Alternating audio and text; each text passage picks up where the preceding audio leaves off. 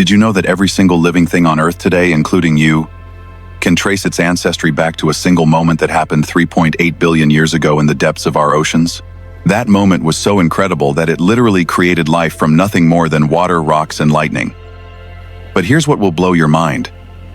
Scientists still can't fully explain how it happened.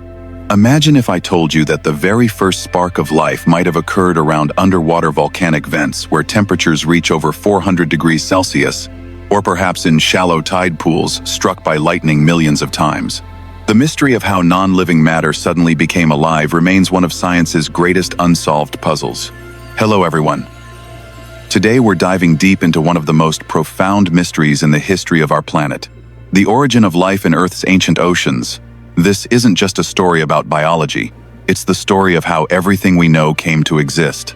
Astronauts on the International Space Station have given us a unique perspective on Earth, calling it the blue marble because of our vast oceans. But those same oceans once held secrets that would determine whether Earth became a living planet or remained a dead rock floating in space.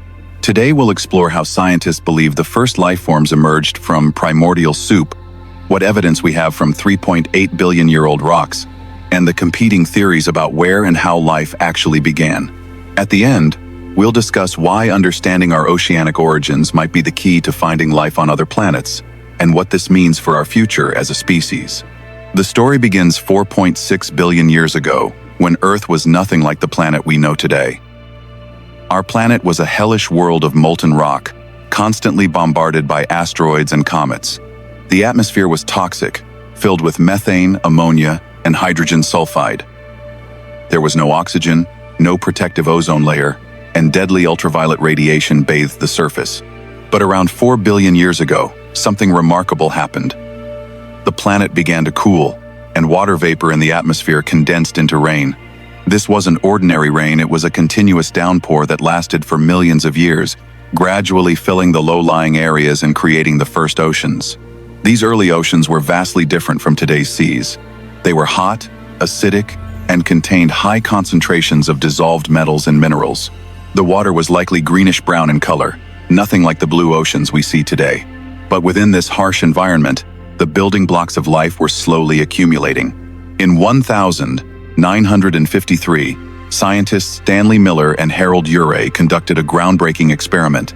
They recreated what they believed were Earth's early atmospheric conditions in a laboratory flask, then sent electrical sparks through the mixture to simulate lightning. Within days, they had created amino acids, the building blocks of proteins and life itself. The Miller-Urey experiment proved that organic compounds could form naturally under early Earth conditions. But creating amino acids and creating life are two completely different things. Scientists have discovered that early Earth's oceans contained a rich mixture of organic compounds, creating what Charles Darwin famously called the primordial soup. Fossil evidence tells us that the first definitive signs of life appeared around 3.8 billion years ago. These weren't complex creatures, but simple single-celled organisms called prokaryotes, bacteria, and archaea. The oldest confirmed fossils come from Western Australia and Greenland, preserved in rocks called stromatolites. The biggest mystery in the origin of life is the transition from non-living chemical compounds to self-replicating organisms. This process, called abiogenesis, requires several incredible things to happen simultaneously. First, organic molecules must organize themselves into complex structures. Then, these structures must develop the ability to reproduce themselves. Finally, they must develop some form of metabolism to obtain energy. Scientists have identified this as the chicken and egg problem of life's origin. Modern life requires DNA to store information, RNA to transmit that information, and proteins to carry out cellular functions. But DNA needs proteins to replicate, proteins need RNA to be made, and RNA needs DNA as a template. So which came first? The problems astronauts face in space are shocking. Due to microgravity, bone density reduces by 1–2% every month. Wait, that doesn't belong here. Let me correct this. The problems with understanding early life are staggering. We're trying to piece together events that happened billions of years ago, and the evidence is extremely limited. Most early life forms were soft-bodied and rarely fossilized.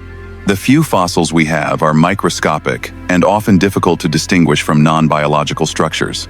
Another major mystery is the role of oxygen. Early Earth had almost no free oxygen in the atmosphere. The oxygen we breathe today was actually produced by ancient bacteria through photosynthesis. But oxygen is toxic to many early life forms. So how did life survive what scientists call the Great Oxygenation Event around 2.4 billion years ago? There are also competing theories about where life actually began. Some scientists believe it started in shallow tide pools, where lightning and solar radiation could drive chemical reactions.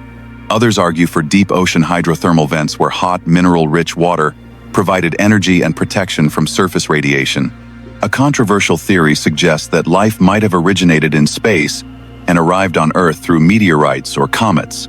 This idea, called panspermia, is supported by the discovery of organic compounds in meteorites and the extreme hardiness of some microorganisms that can survive space conditions. Scientists have compelling evidence supporting oceanic origins of life. Deep-sea hydrothermal vents create unique chemical environments where life could emerge.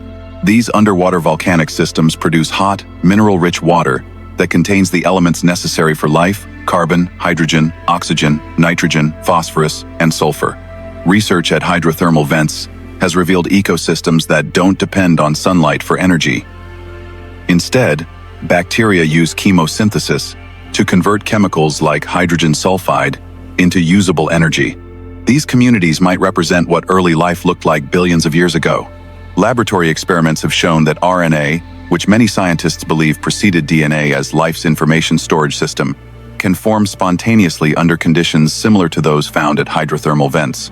The RNA World hypothesis suggests that RNA molecules were the first self-replicating systems, eventually giving rise to DNA and proteins. Geological evidence supports the deep ocean theory. Ancient rock formations show that hydrothermal activity was much more intense billions of years ago. The heat and chemical gradients created by these systems could have provided the energy needed to drive the complex chemistry of early life. But alternative theories have strong evidence too. Tide pool environments would have experienced cycles of wetting and drying that could concentrate organic molecules and promote the formation of cell membranes. Laboratory experiments have shown that these conditions can create primitive, cell-like structures called protocells. Recent research has identified another possibility: impact craters created by meteorites. These impacts would have created hot, mineral-rich environments that could have served as natural laboratories for the chemistry of life. Some scientists argue that life might have begun multiple times in different environments. The discovery of extremophiles, organisms that thrive in extreme conditions, has expanded our understanding of where life can exist. These organisms live in boiling water, highly acidic environments, extreme cold, and intense radiation. Their existence suggests that early Earth's harsh conditions might not have been a barrier to life's emergence. Molecular clock studies, which analyze the rate of genetic changes over time, suggest that life might have originated even earlier than fossil evidence indicates, possibly as early as 4.1 billion years ago. This would mean life emerged very quickly after the oceans formed. So everyone, the origin of life in Earth's oceans remains one of science's greatest mysteries, but we're getting closer to understanding how it happened. We've seen that the transition from chemistry to biology required extraordinary conditions and remarkable molecular innovations that scientists are still trying to replicate. Key takeaways are: life emerged in Earth's early oceans under conditions very different from today. Whether it happened in hydrothermal vents, tide pools, or impact craters, the process required the right combination of chemistry, energy, and time. Understanding this process is crucial for finding life on other worlds. The most important question is, if life could emerge from non-living matter on early Earth, could it happen elsewhere in the universe? The evidence suggests yes, and this gives us hope for finding life on Mars, Europa, Enceladus, and other worlds with liquid water. Let me know in the comments. Do you think life originated in the deep oceans or in shallow tide pools? Do you believe life exists elsewhere in the universe based on what we know about Earth's origins? In the next episode, we'll explore the Great Oxygenation Event, how ancient bacteria transformed Earth's atmosphere and nearly caused a mass extinction. This event completely changed the course of evolution on our planet. If you found this video helpful, don't forget to like it and subscribe to the channel for future episodes.